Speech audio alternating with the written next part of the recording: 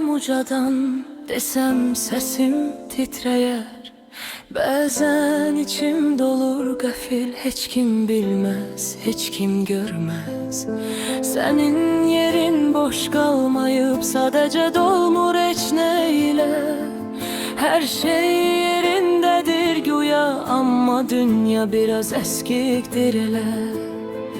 Danışmaq istəyirəm bəzən, heç kim səni əvəz etmir.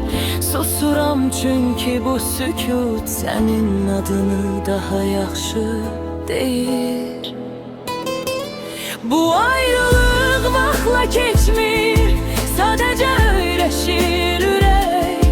Sən gedən gündən bəri içimdə bir uşaq var, səni gözləyir hələ də. Bəzən güclü görünürəm, bəzən isə tamam boşam. Sən yoxsan deyə bu həyatda mən həmişə biraz yarımam.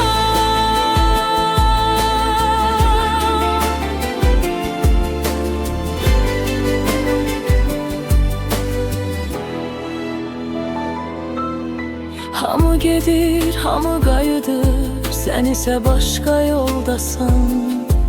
Hər xatirə səninlə bağlı, hər dua yarımçıq qalan səsdən. Darxıram ama elə darxıram ki bu darıxmaq sözə sığmır. Səni xatırlamaq ağrıtmır, səni hiss etməmə yandırır. Deyirlər zaman sağaldır, yalan deyil sadəcə dəyişir. Ağrı azalır bəlkə, amma yoxluğun heç vaxt bitmir. Bu ayrılıq sonluq deyil, sadəcə məsafəsiz uzaqlıqdır. Sən burada deyilsən bəlkə, amma hər addımımda varlığındır. Bəzən güclü görünürəm, bəzən tam səssiz qalıram. Sən yoxsan deyə bu həyatda mən həmişə eləz, biraz da çox darxıram.